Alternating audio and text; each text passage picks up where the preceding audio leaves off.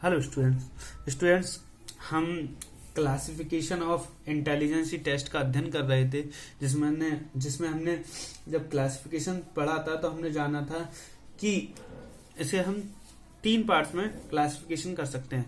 इसमें प्रथम क्लासिफिकेशन क्या था हमारा, व्यक्तिगत परीक्षण टेस्ट यानी कि इंडिविजुअल टेस्ट। फर्स्ट क्लासिफिकेशन में क्या था, इंडिविजुअल और ग्रुप टेस्ट। सेकंड में क्या था हमारा, पावर टेस्ट और स्पीड टेस्ट।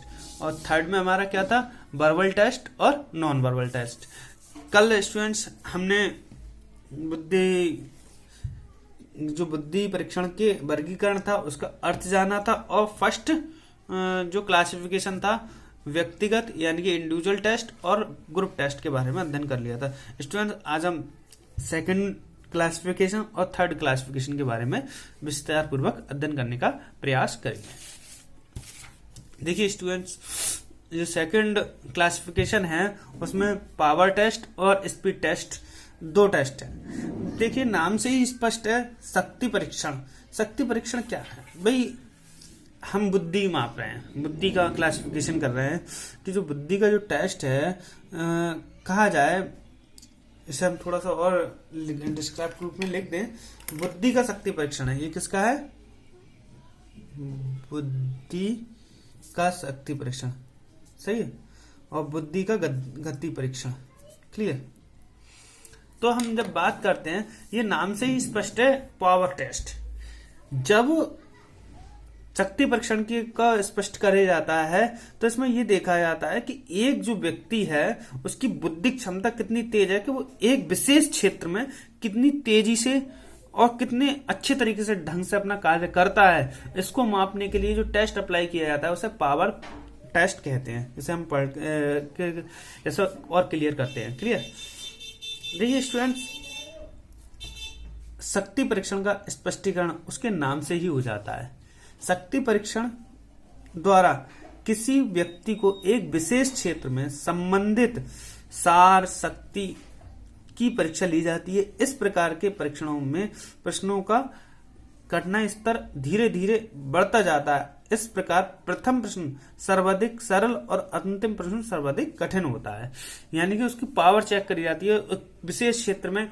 जैसे हम एक एग्जांपल लें कि वो मैथ में क्या है, तो मैथ का हम पहले बहुत सिंपल क्वेश्चन, फिर थोड़ा हाई, फिर थोड़ा हाई, फिर थोड़ा हाई, फिर थोड़ा हाई, उसको बढ़ाते चले जाते हैं। उसके बाद उसकी स्ट्रेंथ देखते हैं, उसकी पावर क्या है, कहां तक वो बढ़ सकता है। कोई व्यक्ति अपने आप में परिपूर्ण नहीं होता है, तो ये देखते हैं कहां तक स्पीड है उसकी पावर क्या है, उसकी स्ट्रेंथ क्या है। तो ये पहला परीक्षण था बुद्धि का, उसे पावर टेस्ट कहते हैं। उसके बाद है गति परीक्षण। गति परीक्षण ये भी अपने नाम से ही स्पष्ट हो रहा है कि किसी टेस्ट को हल करने में कितनी तेजी से हम वो कोई टेस्ट करते हैं। भाई हम देखते हैं स्पीड टेस्ट में क्या होता है, जैसे आप लोगों ने कहा कि आप देखते हैं कि टाइपिंग की स्पीड होती है या किसी और चीज की स्पीड होती है। तो कुछ गति परीक्षण में प्रश्नों का कठिनाई स्तर एक जैसा होता है, किंतु इसमें समय तत्वों को बहुत अधिक महत्व दिया जाता है। परीक्षार्थी को एक निश्चित समय में ही प्रश्नों का उत्तर देने को कहा जाता है, मतलब उसकी गति देखी जाती है एक निश्चित समय। कोई परीक्षार्थी है बहुत जल्दी कर लेता है, उस दिए गए समय से पहले कर लेता है। कुछ विद्यार्थी उस समय से उसका समय निकल जाता है, उसके बाद भी नहीं कर पाते हैं। तो ये टेस्ट होता है, गति टेस्ट होता है, यानी कि स्पीड टेस्ट होता है। कुछ परीक्षार्थी ये समय इतना कम दिया जाता है कि उनको हल करने वाले व्यक्ति दिए गए समय में सभी पदों का हल नहीं कर पा सकता। इस प्रकार के परीक्षण मानसिक शक्ति का मापन करते हैं। इन बुद्धि परीक्षणों को लोग गति बुद्धि परीक्षण कहते हैं, इसीलिए कहते हैं, क्लियर।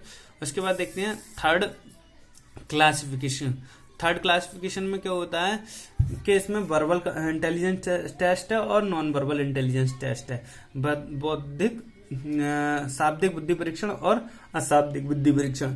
शाब्दिक बुद्धि परीक्षण क्या है, जैसे कि नाम से स्पष्ट है, जब हम जो परीक्षार्थी होता है या प्रयोजक होता है जिस पर टेस्ट अप्लाई होता है वो पढ़ा लिखा होगा और उसे समझ सकता है उस टेस्ट को, तो उस पर जो टेस्ट अप्लाई होता है उसे हम वर्बल इंटेलिजेंस टेस्ट कहते हैं, क्लियर। बौद्धिक बुद्धि परीक्षणों में प्रश्नों एवं समस्याओं को शब्दों अर्थात भाषा के माध्यम से प्रयुक्त किया जाता है और परीक्षार्थियों को इसका उत्तम भाषा के माध्यम से ही देना होता है। ये परीक्षण प्रायः कागज पेंसिल परीक्षण के रूप में भी होता है।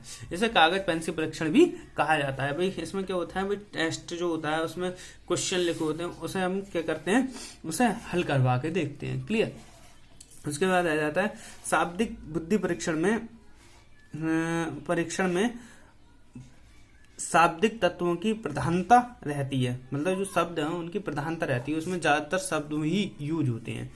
उसके बाद आ जाता है प्रश्नों का उत्तर परीक्षार्थी लिखकर अथवा मौखिक रूप में देते हैं। जो जिन पर टेस्ट अप्लाई होता है, जो उत्तर देने वाले होते हैं वो लिख कर प्रश्नों का उत्तर देता है या फिर कहा जाए तो मौखिक रूप से उनका उत्तर देता है। लेकिन इन परीक्षार्थियों को अशिक्षित, अंधों, बहरों व मूक, मतलब जो बोल नहीं सकते हैं, के बौद्धिक मापन प्रयुक्त नहीं किया जा सकता है। ऐसे व्यक्तियों पे जो चाहे वो अंधे हों, चाहे बहरे हों, या बोल नहीं सकते हों या पढ़ नहीं सकते हों, उन पर ये अप्लाई करना मुश्किल होता है और ये उनके लिए, उनके बुद्धि मापन के लिए श्रेष्ठ बुद्धि परीक्षण नहीं है और इनके लिए non verbal intelligence test apply होता है। Clear student. बौद्धिक जो शाब्दिक बुद्धि परीक्षण है उसके कुछ इम्पोर्टेंस टेस्ट हैं, उनके बारे में हम देख लेते हैं कौन कौन से होंगे।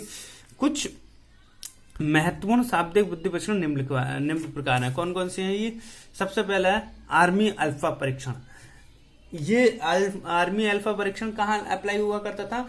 जब हम उसमें देखा था हमने व्यक्तिगत और सामूहिक में, तो ये सामूहिक में वो करता था, आर्मी पे अप्लाई होता था। विनय साइमन बुद्धि परीक्षण, ये विनय साइमन बुद्धि परीक्षण कहाँ पे यूज होता था? व्यक्तिगत इंडिविजुअल टेस्ट में होता था। आर्मी बीटा परीक्षण ये किस में होता था? समूह में होता था। सही है। स्टैनफोर्ड विनय परीक्षण ये किस में होता? इंडिविजुअल होता था। डॉक्टर जलोटा बुद्धि परीक्षण, ये जो परीक्षण है जलोटा वाला, ये भारतीय साइकोलॉजिस्ट थे, इनकी मानसिक योग्यता का जो बुद्धि परीक्षण है ये आजकल बहुत अच्छा टेस्ट माना जाता है। अधिकतर जब हम साइकोलॉजिकल टेस्ट अप्लाई करते हैं तो इनके टेस्ट का यूज बहुत ज्यादा हो रहा है वर्तमान में। तो ये डॉक्टर जलोटा बुद्धि परीक्षण इनका है। और वेस्लर वैल्यू परीक्षण भी हमारा क्या था, जो है शाब्दिक है। क्लियर। तो इसमें कौन से हैं? आर्मी अल्फा परीक्षण, आर्मी बीटा परीक्षण, विनय साइमन, विनय स्टैनफोर्ड और डॉक्टर जलोटा बुद्धि परीक्षण और वेस्ले वैल्यूम परीक्षण। ठीक है। क्लियर। इससे स्पष्ट हो जाता है शाब्दिक बुद्धि परीक्षण यानी कि verbal intelligence test. Non verbal intelligence test की बात करें, अपने नाम से ही स्पष्ट है कि इसमें हम क्या करते हैं, जो टेस्ट होता है वो पढ़े लिखे व्यक्ति भी दे सकते हैं और अनपढ़ व्यक्ति भी दे सकते हैं। इसमें हमें जो टेस्ट है वो पेंसिल और कागज की आवश्यकता नहीं होती है और हो भी सकती है, परंतु इसमें जो है कहा जाए तो शाब्दिक रूप से इनका टेस्ट नहीं होता है। ये चित्रों के माध्यम से, आकारों के माध्यम से, चिन्हों के माध्यम से इस परीक्षण का प्रयोग होता है। जैसे कि आप लोग जानते हैं कि आप लोगों ने कभी भी मतलब ड्राइविंग लाइसेंस का जब डीएल का क्या कहते हैं, लर्निंग का वो देते हैं, टेस्ट देते हैं, तो उसमें चित्र बने हुए होते हैं, उसके आधार पर बताते हैं कि ये किसका चित्र है, क्या मोड़ने का चित्र है, यहाँ पुल का चित्र है। तो ये क्या है? चित्र के माध्यम से ही तो हम देखते हैं। ड्राइविंग लाइसेंस का जो टेस्ट होता है तो वो चित्र के माध्यम से हो जाता है। समझ में आ रही है आप लोगों को बात? अब हम बात करते हैं इसकी नॉन वर्बल इंटेलिजेंस टेस्ट की। तो अशाब्दिक बुद्धि परीक्षण वह परीक्षण है जिसमें शैक्षिक योग्यता अथवा भाषा संबंधी योग्यता की आवश्यकता नहीं होती है। अगर है तो कोई बात नहीं, इसका कोई मतलब नहीं बनता है, मगर इसमें आवश्यकता नहीं होती है। इन परीक्षणों का आविष्कार गूंगे, बहरे, अंधे, अशिक्षित तथा विदेशियों के लिए किया गया था। सही है भाई। इसमें हमें चेक करना है किस तरीके से, जैसा कि मैंने आपको जब मैंने ग्रुप टेस्ट बताया था तब मैंने बताया था अमेरिका में प्रथम विश्व युद्ध के बाद उन्होंने क्या कहा, अनपढ़ लोगों के लिए एक टेस्ट तैयार किया। तो वो नॉन वर्बल इंटेलिजेंस टेस्ट था सेना में भर्ती करने के लिए। तो वो पढ़े लिखे तो थे नहीं, तो उन्हें अशिक्षितों के लिए टेस्ट बनाया था, वो नॉन वर्बल इंटेलिजेंस टेस्ट था। इन परीक्षणों में प्रश्नों एवं समस्याओं को भाषा में प्रयुक्त न करके स्थूल वस्तुओं और चिन्हों आदि के माध्यम से प्रस्तुत किया जाता है। भाई भाषा नहीं होती है और हम क्या करते हैं, चिन्ह वगैरह से इसका प्रयोग करते हैं। समझ में आ रही होगी आपको, क्लियर बात।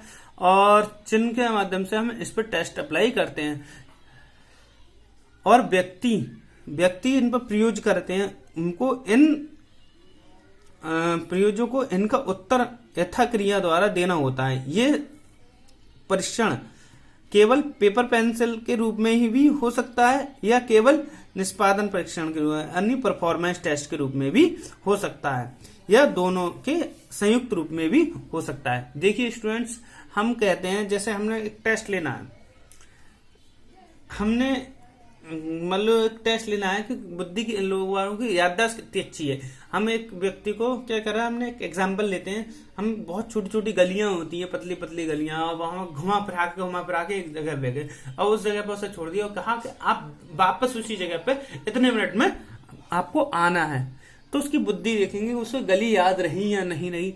तो ये कौन सा था, हमने ना पेपर का प्रयोग किया ना पेंसिल का यूज किया, तो हमने उसका टेस्ट ले लिया। एक दूसरा था बगैर पेंसिल पेपर वाला, तो उसमें हमने क्या काम किया था कि हमने जैसे ड्राइविंग लाइसेंस के लिए बना के जाते हैं तो हम देखते हैं कि ये चिन्ह किसका है, ये किसका है, तो उससे पता चल रहा है कि भाई उसकी याददाश्त कितनी अच्छी है। क्लियर। अब बात करते हैं इसकी कौन कौन से प्रमुख टेस्टिंग है। इसकी जो प्रमुख टेस्टिंग है, कुछ प्रमुख अशाब्दिक परीक्षण निम्नलिखित हैं। कौन से अशाब्दिक परीक्षण, अशाब्दिक सॉरी गलत लिखा हुआ है यहाँ पर, अशाब्दिक इस तरीके से होगा, अशाब्दिक चित्रांकन परीक्षण, चित्र पूर्ति परीक्षण, वस्तु संयोजन परीक्षण, पोर्टिशियस भूलभुलैया परीक्षण, आकार फलांग परीक्षण। Clear. Thank you very much.